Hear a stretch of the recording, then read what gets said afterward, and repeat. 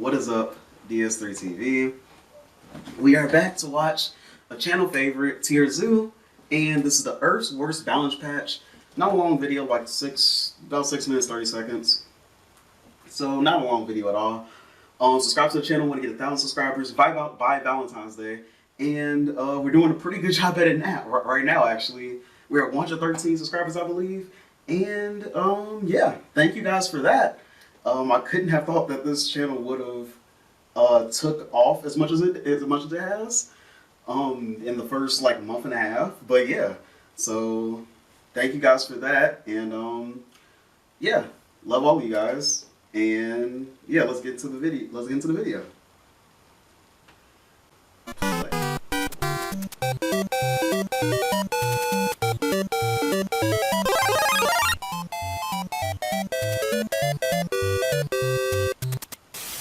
We've covered a lot of topics on this channel, but pretty much all of it has been only related to the Anthropocene meta.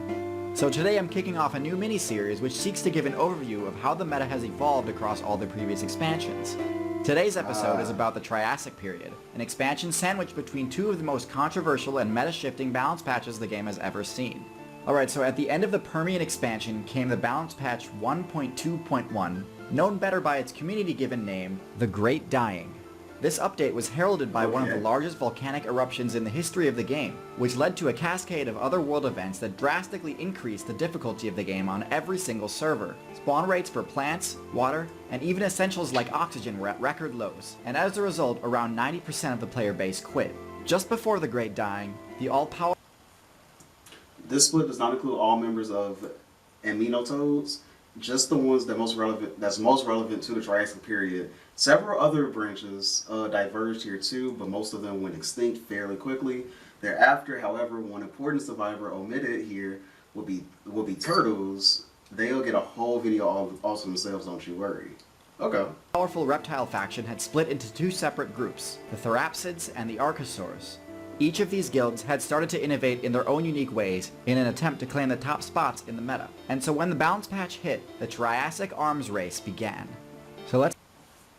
Oh, and also you can comment videos that you want me to react to in the comment section every single time. It doesn't matter. As long as it's not a TV show, because I'll probably get a strike for that. And yeah. Let's take a look at how the two warring factions innovated going into the Triassic. Therapsid players had already been experimenting with new builds before the Great Dying. They already had builds like the Dimetrodon and Gorgonopsid destroying the competition. Mobility-based builds were still in their infancy and weren't well optimized at all, but these two were the most mobile at the time. While this allowed them to body their competition at the time, it was the cooperative survivalist strategy of Lystrosaurus build that carried the Therapsid. I misspoke here. The animal is not Lystrosaurus, but rather an ancestor to the something saurus named Dimetrodon. Sorry for the mistake. Faction through the balance patch. Lystrosaurus was able to deal with the extreme difficulty of the Great Dying because they could hide underground to avoid the atmospheric changes and could use their tusks to access loot contained in the heavily armored plant roots. But aside from them, just about every other Therapsid build became obsolete. It kind of sounds like a what's it called, the naked Morad or whatever. Like that's how it sounds. Like they stayed under, like they stay underground, and were able to survive like that. So maybe that's what they evolved into. I don't know. If you do know, though, tell me in the comment section. I would like to find out. But yeah. During the Great Dying, after the difficulty was lowered again, the Therapsid faction put most of their evolution points into refining their most successful builds into the best versions they could be. They unlocked traits like fur, warm blood, milk, and whiskers during this time, laying the groundwork for some of the extremely important builds much later in the game's timeline. However, during the Triassic expansion itself, the Therapsid faction didn't really go for any of the riskier, more wild changes to their builds. Meanwhile, the Archosaurs chose a different route. At the start of the expansion, they were heavily unfavored in the Therapsid matchup. Their only option was to try some of the more drastic changes to their game plan in order to keep up with the competition. A group of them elected to compete directly with the Therapsids, and spec'd into similar land tank abilities. The only difference was, these players also put a few points into aquatic abilities, such as holding their breath and diving, which gave them a place to retreat if things got tough. While those players battled the Therapsids directly, Archosaurs set two more strategies in motion. The first strategy was to put hardly any points at all into HP, and instead invest heavily into upgrades related to skin aerodynamics, which allowed them to be the second faction in the history of the game to ever unlock flight. This worked because they didn't really need HP, seeing as the only other aerial builds were lower weight class insects like beetles and grasshoppers. Their massive mobility advantage was all they needed. Around the same time, another group of archosaurs started to use an extremely off-meta technique that had never been done effectively. They switched from quadrupedalism to bipedalism. Obviously, this control scheme is more difficult to master, but it does allow for some very unique builds, and gives access to some extremely powerful advanced techniques.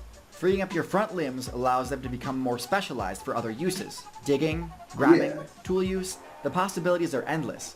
In addition, the height advantage is really useful for countering stealth, especially against builds that use tall grass, shrubs, or other foliage for cover or camouflage. This one change allowed the archosaurs to gain a massive advantage against the therapsids, although at this point, they collectively changed their gamer tags from archosaurs to dinosaurs. By the end of the Triassic expansion, dinosaurs, combined with pterosaurs and protocrocodilians, were absolutely dominating every server in the game.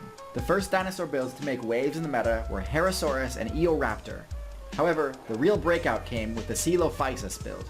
By trading a little of their power and HP, they gained traits that really put the nail in the coffin for the former champions of the Permian meta. Therapsids at this point had all but abandoned their former mains, such as the Placerius and Thranaxodon, and were now trying their best to just play small survivalist classes that could avoid the dinosaurs. However, this strategy did not save them from the new Coelophysis build. Their high mobility allowed them to keep up with these smaller builds, and their long necks and slender snouts allowed them to reach through barriers and into cover.